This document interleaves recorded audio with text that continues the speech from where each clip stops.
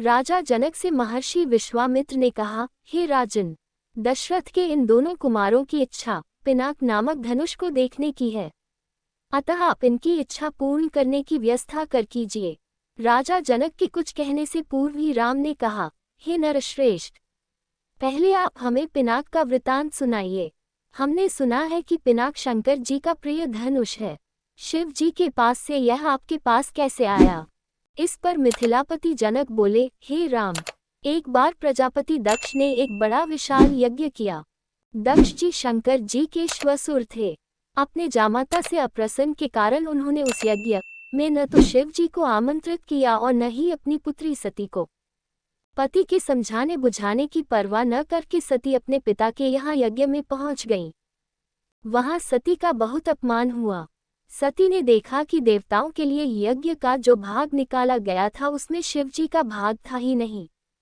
इससे क्रुद्ध होकर सती ने यज्ञ कुंड में कूदकर अपने प्राण त्याग दिए। महादेव जी के गणों ने, जो सती के साथ राजा दक्ष के यहाँ आए थे, लौटकर महादेव जी को सारा वृतांत बताया। सती की मृत्यु की सूचना पाकर महादेव जी बड़े क्रुद्ध हुए। उन्होंने राजा दक्ष की यज्ञ भूमि में जाकर उस यज्ञ को नष्ट कर डाला।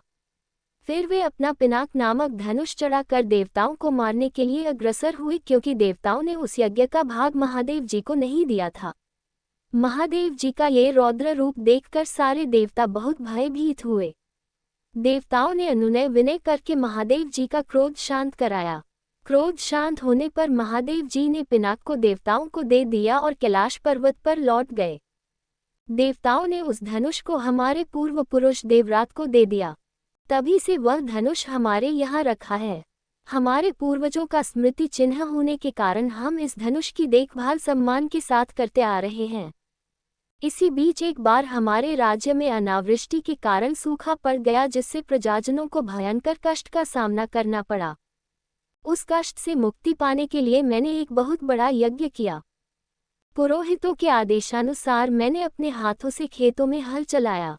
हल से भूमि खोदते खोदते भगवान की इच्छा से मुझे एक परम रूपवती कन्या प्राप्त हुई। उसे मैं अपने राजमहल में ले आया और उसका नाम सीता रखकर अपनी पुत्री के समान उसका लालन पालन करने लगा। जब सीता किशोरावस्था को प्राप्त हुई तो दूर दूर तक उसके सौंदर्य एवं गुणों की ख्याति फैलने लगी। देश देशांतर के राजकुमार उसके साथ विवाह करने के लिए लालायित होने लगे। मैं अद्भुत पराक्रमी योद्धा के साथ ही सीता का विवाह करना चाहता था, अतः मैंने ये प्रतिज्ञा कर ली कि शिव जी के धनुष पिनाक पर प्रत्यंचा चढ़ा देने वाला वीर राजकुमार ही सीता का पति होगा। मेरी प्रतिज्ञा की सूचना पाकर सहस्त्रों राजकुमार और राजा महाराजा समय समय पर अपने बल की परीक्षा करने के लिए यहाँ आए, किंतु पिनाक पर प्रत्यंचा चढ़ाना तो दूर, वे उससे तिल भर खिसका भी न सके।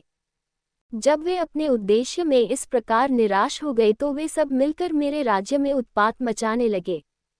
मेरे प्रदेश को चारों ओर से घेर लिया और निरीह प्रजाजनों को लूटकर आतंक फैलाने लगे। मैं अपनी सेना को लेकर उनके साथ निरंतर युद्ध करता रहा। वे अनेक राजा थे, उनके पास सेना भी बहुत अधिक थी, इसलिए इस संघर्ष में मेरी बहुत सी सेना नष्ट हो गई। इस पर मैंने भगवान को सहारा मानकर उनकी तपस्या की। मेरी तपस्या से प्रसन्न होकर भगवान ने मुझे देवताओं की चतुरंगिनी सेना प्रदान की। उस सेना ने आत्ताई राजाओं के साथ भयंकर युद्ध किया और सभी उपद्रवी राजकुमारों को भगाया। उनके भाग जाने के बाद मैंने सोचा कि एक विशाल यज्ञ करके इस अवसर पर ही अपनी प्रतिज्ञा पूरी करूं और सीता का विवाह कर निश्चिंत हो जाऊं। इसीलिए मैंने इस महान यज्ञ का आयोजन किया है। अब जो कोई भी महादेव जी के इस धनुष की प्रत्यंचा चढ़ा देगा, उसी वीर पुरुष के साथ मैं अपनी अनुपम गुणवती पुत्री सीता का विवाह करके निश्चिंत हो जाऊंगा।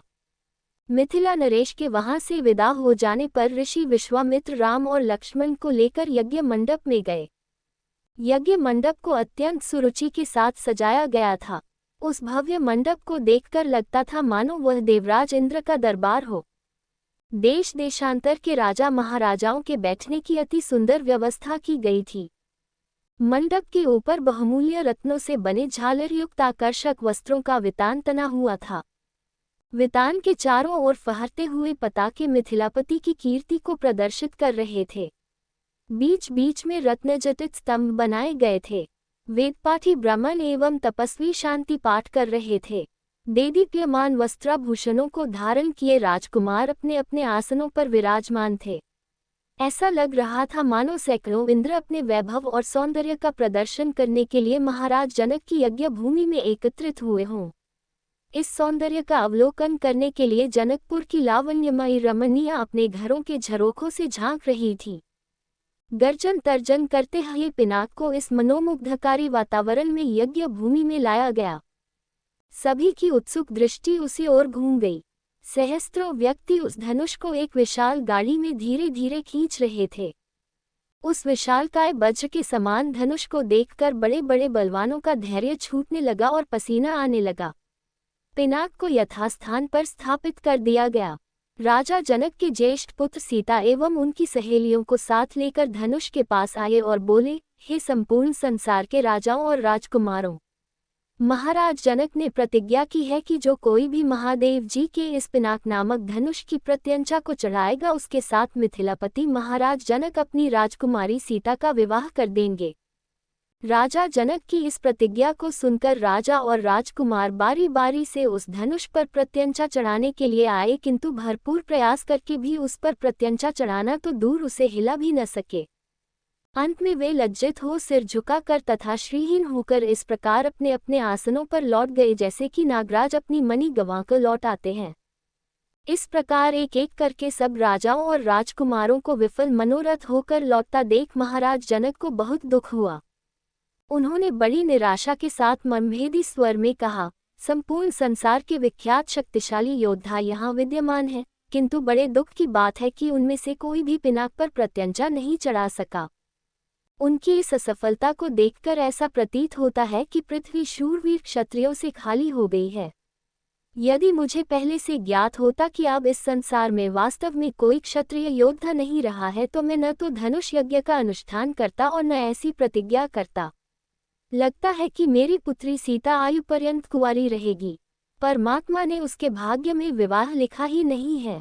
महाराज जनक की यह बात सुनकर उन सभी राजाओं और राजकुमारों ने, जो अपनी असफलता से पहले ही लज्जित हो रहे थे, क्षुब्ध मन से दृष्टि नीचे झुका लिया।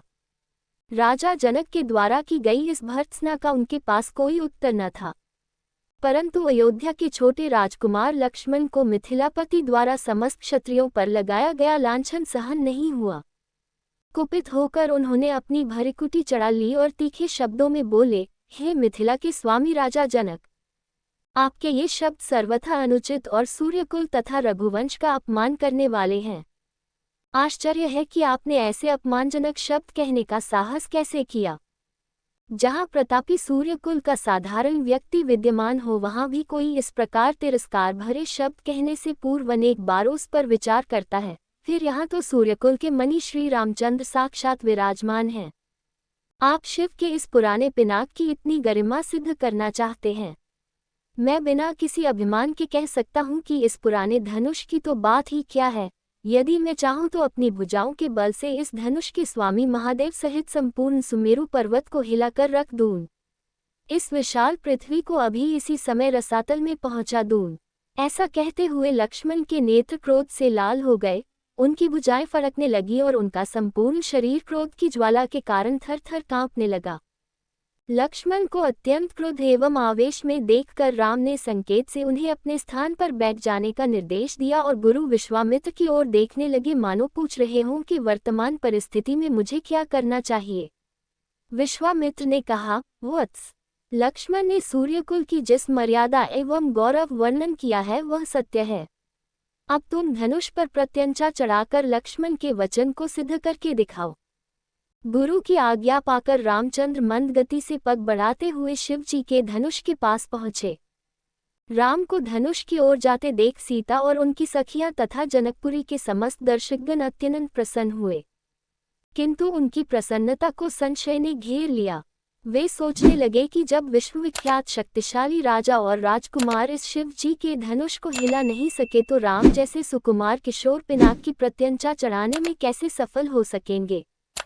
सीता भी मन ही मन परमात्मा से प्रार्थना करने लगी कि हे सर्वशक्तिमान, इन्हें इनके उद्देश्य में सफलता प्रदान करने की दया कीजिए। मेरा हृदय भी इनकी ओर आकर्षित हो गया है, अतः इसकी लाज भी आपको ही रखनी है। हे प्रभु, आप अपनी अद्भुत शक्ति से इस धनुष को इतना हल्का कर दीजिए कि यह सरलता से उनके द्वारा उठाया जा सके। धनुष के पास पहुंचकर राम ने धनुष को बीच से पकड़कर सरलता के साथ उठा लिया और खेल ही खेल में उस पर प्रत्यंचा चढ़ा दी।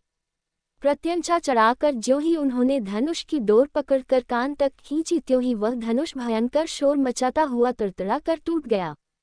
उस नाद से अधिकांश दर्शक मूर्छित होकर भूमि पर गिर पड़े। सिर्फ विश्वामित्र, राजा जनक, राम, लक्ष्मण आदि कुछ ही ऐसे लोग थे जिन पर इस भयंकर स्थिति का कोई प्रभाव नहीं पड़ा। कुछ काल पश्चात जब सबकी मूर्छा दूर हुई तो वे राम की सराहना करने लगे। धनुष भंग हो जाने पर राजा जनक ने विश्वामित्र से कहा, मुनिव, मेरी प्रतिज्ञा पूर्ण हुई, इसलिए अब मैं सीता का विवाह रामचंद्र के साथ करना चाहता हूँ। मुझे अपने मंत्रियों और पुरोहित को विवाह का संदेश लेकर महाराजा दशरथ के पास अयोध्या भेजने की आज्ञा दें। विश्वामित्र प्रसन्न होकर बोले, राजन, आपके ऐसा ही करना ही उचित है। अपने मंत्रियों को ये भी आदेश दे दे कि वे राजा दशरथ को संदेश दे दे कि दोनों राजकुमार कुशलपूर्वक यहाँ पहुँच गए हैं।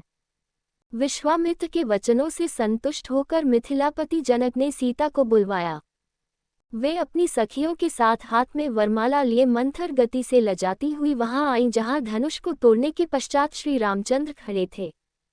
सखियों ने मंगल गान प्रारंभ किया और लज्जा, संकोच एवं हर्ष के भावों से परिपूर्ण सीता जी ने धीरे से श्री राम के गले में वरमाला डाल दी। रामचंद्र जी ने जो धनुष तोड़ा था उसका वजन क्या था? ऐसा कहा जाता है कि शिव धनुष पिनाक को जो भी व्यक्ति उठाने का प्रयास करता है उस व्यक्ति का पूरा वजन, पूरी ताकत उस धनुष में समाहित हो जाती है, यानी वह शिव धनुष उसकी ताकत को खींच लेता है। इसी कारण उसका वजन भी बहुत बढ़ जाता है और आकार भी बढ़ता जाता है। जितने हाथ लगते थे उतना आकार बढ़ता था। मिथिलापुरी से अयोध्या तक का मार्ग 3 दिनों में तय करके महाराज जनक के मंत्री राजा दशरथ के दरबार में पहुंचे। रत्नजटित सिंहासन पर विराजमान महाराज दशरथ का सादर अभिवादन करने के पश्चात मिथिला के मंत्री ने कहा, हे राजन, मिथिला नरेश ने आपका कुशल समाचार पूछा है और महर्षि विश्वामित्र की आज्ञा से उन्होंने आपके पास ये संदेश भेजा है कि समस्त संसार को ज्ञात है कि मिथिला के राजा जनक की पुत्री सीता अत्यंत रूपवती, लावण्यमय एवं समस्त सद्गुणों से संपन्न है। राजा जनक ने अपने यहाँ एक यज्ञ किया था। उसमें उन्होंने ये प्रतिज्ञा की थी कि जो कोई भी भगवान शंकर के विख्यात धनुष पिनाक पर प्रत्यंचा चढ़ा देगा उसके साथ वे राजकुमारी सीता का विवाह कर देंगे। उस यज्ञ में महामुनि विश्वामित्र, राम और लक्ष्मण दोनों राजकुमारों के साथ जनकपुरी पधारे।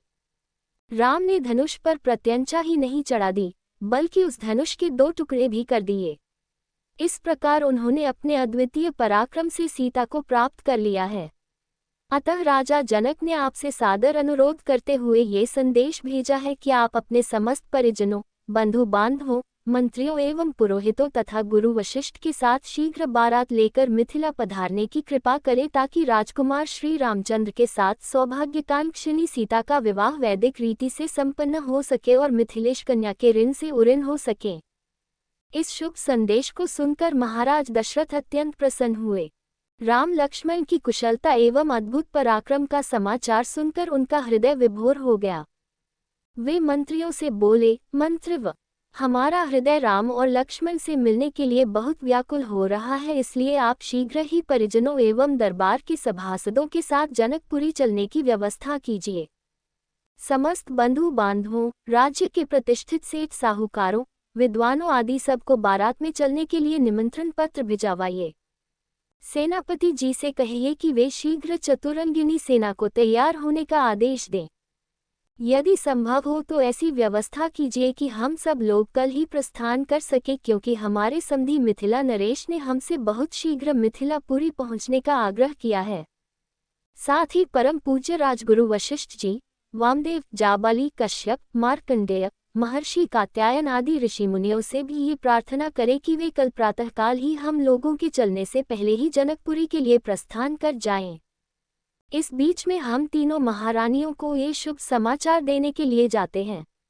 इतना कहकर राजा दशरथ ने मंत्रियों को आदेश दिया कि वे मिथिला से आए हुए अतिथियों का उचित सत्कार करें और उनके खान पान, ठहरने आदि का समुचित प्रबंध करें। इसके पश्चात वे स्वयं राजप्रासाद के अंतःपुर में पहुंचे और तीनों रानियों को बुलाकर यह शुभ संवाद सुनाया। शीघ्र ही यह समाचार संपूर्ण अयोध्या नगरी में फैल गया। घर घर में मंगलगान होने लगे, नृत्य संगीत का आयोजन होने लगा।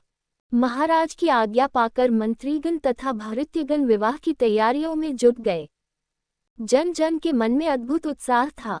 ऐसा प्रतीत होता था जैसे प्रत्येक व्यक्ति के भीतर विद्युत का संचार हो गया है। सभी लोग अभूतपूर्व द्रुतगति से समस्त कार्यों को संपन्न कर रहे थे। अर्धरात्रि होते होते चलने की सारी तैयारियां पूर्ण हो गईं और दूसरे दिन दल बल के साथ राजा दशरथ रवाना हो गए। 4 दिनों तक चलने के पश्चात बारात मिथिलापुरी पहुंची। ये ज्ञात होते ही कि अयोध्या नरेश ऋषि मुनियों, मंत्रियों, परिजनों एवं अपनी संपूर्ण मंडली के साथ नगर के निकट आ पहुंचे हैं। मिथिला नरेश जनक अपने मंत्रियों, पुरोहित, मुनियों, विद्वानों आदि को साथ लेकर उनकी अगवानी के लिए नगर के मुख्य द्वार पर जा पहुंचे। उन्होंने बड़े आदर के साथ राजा दशरथ की अभ्यर्थना करते हुए कहा, हे नृपश्रेष्ठ, आपके दर्शन करके मैं कृतज्ञ हुआ और आपके पदार्पण करने से जनकपुरी की भूमि धन्य हुई। आपने सीता को अपनी कुलवधू के रूप में स्वीकार करके मेरे वंश को सम्मानित किया है। यह मेरा अहोभाग्य है कि आज मिथिलापुरी में महर्षि वशिष्ठ, वामदेव, मार्कंडेय एवं कात्यायन जैसे परम तपस्वी महात्माओं के चरण पड़े हैं। मैं नहीं समझ पा रहा हूँ कि इस असाधारण सम्मान को पाकर किस प्रकार अपने भाग्य की सराहना करूं। इस प्रकार समस्त आगत महानुभावों का सत्कार करके महाराज दशरथ को उनके साथ आए हुए ऋषि मुनियों, बंधु बांधवों, मंत्रियों एवं सैनिकों को जनवासे में ठहराने की उचित व्यवस्था की। जनवासे में राजा दशरथ बहुत देर तक मुनि विश्वामित्र और अपने दोनों पुत्रों के साथ बैठे हुए उनके कृत्यों और पराक्रम का विवरण सुनते रहे। इस विवरण को सुनकर कभी वे आनंद से रोमांचित हो जाते, कभी आश्चर्य से दांतों तले उंगली दबाने लगते और कभी प्रशंसा से अपने राजकुमारों की पीठ थपथपाने लगते। बातचीत करने के पश्चात भोजनादि से निवृत्त होकर वे विश्राम करने चले गए।